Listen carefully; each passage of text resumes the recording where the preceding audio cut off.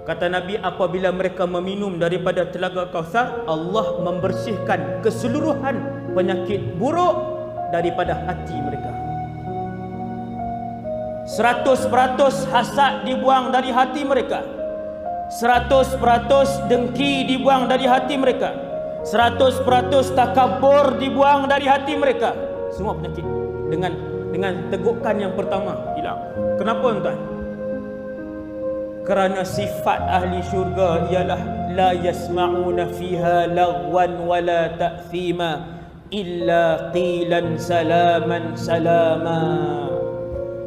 Antara sifat utama ahli syurga ialah mereka tidak bercakap perkara-perkara yang keji. Mulut mereka tidak menfitnah orang, mulut mereka tidak menghina orang, mulut mereka tidak mencaci orang. Illa qilan salaman salama. Semua perkataan yang baik sahaja. Untuk kamu kenal adakah kamu layak untuk menjadi ahli syurga, cuba lihat apa yang keluar daripada mulut kamu. Mulut macam mana mulut kita? Ada bercakap bohong hari-hari? Ada. Ada mengumpat orang hari-hari? Ada. Setiap hari mulut kita melakukan dosa besar, maka Allah peringat kepada kita untuk kita tahu adakah kita layak menjadi ahli syurga. Lihat bagaimana anggota mulut kita apabila kita bercakap dengan orang lain. Penting ni tuan, mulut ni. Itu salah satu ciri. Kemudian Nabi pun masuk ke dalam syurga setelah dibuka pintu, dan sebelum dia buka, malaikat bertanya, "Man? Siapa?" "Ana Muhammad." "Aku Muhammad."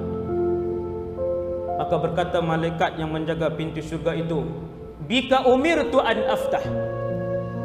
Kepada kamulah aku diarahkan untuk membuka kepada orang yang pertama pintu syurga ini. Lalu dibuka pintu syurga. Nabi melangkah kaki memasuki ke dalam syurga bersama dengan keadaan tangan kanannya diletakkan di atas bahu Abu Bakar dan tangan kirinya diletakkan di atas bahu Umar radhiyallahu anhuma. Sini tuan, masuk syurga. Kemudian Nabi teringat sesuatu. Apa yang Nabi teringat? Syurga di depan, titi sirat di mana?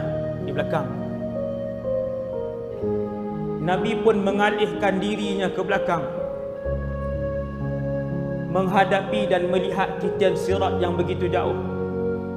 Lalu para sahabat bertanya, "Ya Rasulullah, apakah yang tuan tunggu di hadapan titian sirat?" Maka jawab Nabi SAW, "Aku ingin melihat umatku. Kalau ada yang jatuh daripada titian sirat untuk diberikan syafaat kepadanya."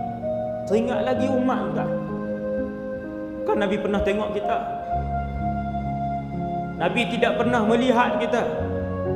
Majoriti umat Rasulullah tidak pernah dilihat oleh Rasulullah sallallahu alaihi wasallam.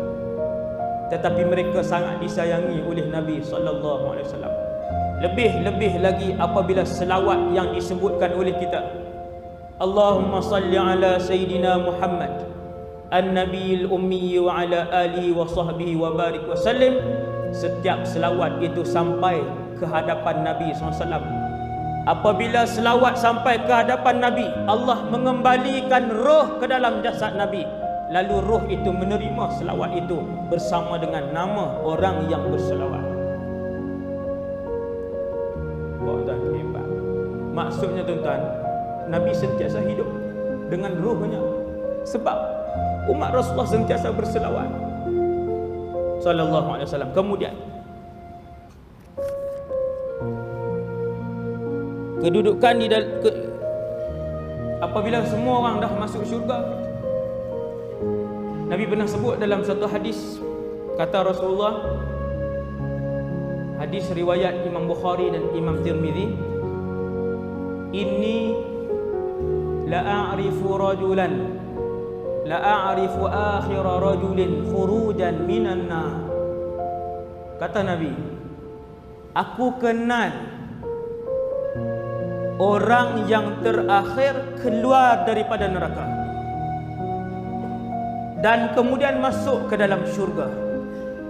Tuan-tuan, sekali lagi, kata Nabi, aku kenal orang yang paling akhir keluar daripada neraka dan merangkak masuk ke dalam syurga.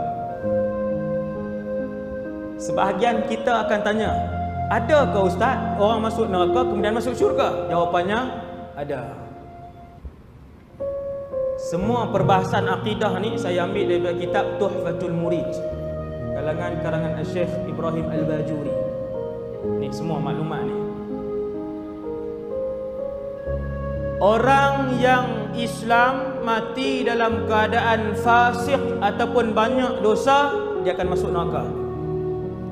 Setelah habis diseksa di dalam neraka, dibakar di dalam neraka 24 jam selama 1 juta tahun, 20 juta tahun, 1 bilion tahun, wallahu a'lam, berdasarkan dosanya, akhir sekali dia akan keluar. Ada orang setelah 10 juta tahun dia keluar. Allahu Rabbi, 10 juta tahun, mana ada masuk neraka sehari, tuan?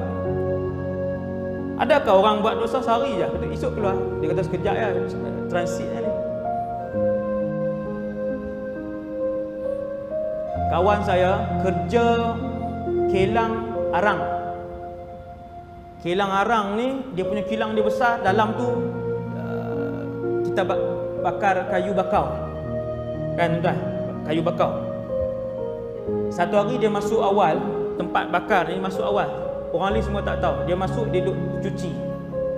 Datang kawan yang lain lewat sikit, buka api.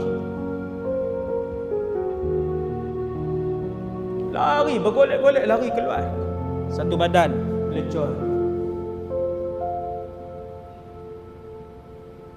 Ambil masa berbulan-bulan disebabkan terbakar 5 saat. Mengambil masa lebih daripada setahun. Bukan bulan, setahun. Mengelembung ke semua kulitnya, mengelembung, di dalamnya ada penuh dengan air bisa daripada atas sampai ke kaki. Dibuang kulit yang ada air bisa tadi, dibuang, dicuci air bisa, kemudian naik kulit baru, mengelembung, naik air bisa lagi. 5 saat.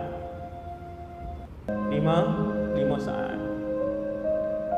Kalau sehari dalam neraka Jahannam, inna lillahi wa inna ilaihi raji'un. Ada orang dia duduk dalam neraka berapa juta tahun, kemudian dia keluar. Ikut jumlah dosa yang kita buat. Kata Rasulullah, aku melihat manusia terakhir. Allah tunjuk kepada Nabi. Subhanallah, ini antara mukjizat Rasulullah. Allah perlihatkan kepada Rasulullah lelaki terakhir daripada gaung neraka naik ke atas. Nabi tengok dan Nabi cam mukanya. Sebab itu hadis tu sebut, kata para ulama, Nabi sebut dengan ayat, aku kenal orang itu. Bukannya Nabi kenal di dunia, tapi setelah Allah tunjuk, Nabi kenal lah. Nabi cam orang tu. Dia pun berjalan, kemudian naik di atas titian sirat. Tetap kena naik atas titian sirat. Selepas daripada lelaki itu keluar daripada neraka, tidak ada lagi yang dikeluarkan daripada neraka Allah. Kesemuanya kekal selama-lamanya. Tuan-tuan duduk balik rumah, duduk seminit, tuan-tuan renung tengok. Berada di dalam api yang panas selama-lamanya, tak boleh keluar. Setiap kali mereka memanjat dinding gaung neraka itu, mereka akan ditendang dan dibuang oleh malaikat untuk jatuh sekali lagi ke bawah. Semua ahli neraka ingin keluar daripada gaung neraka yang membakar. Tiap-tiap kali sampai ke tebing, mereka akan dibuang oleh malaikat. Tuan-tuan bayang, duduk selama-lamanya, kematian sudah tiada dan masa tidak ada penghujung.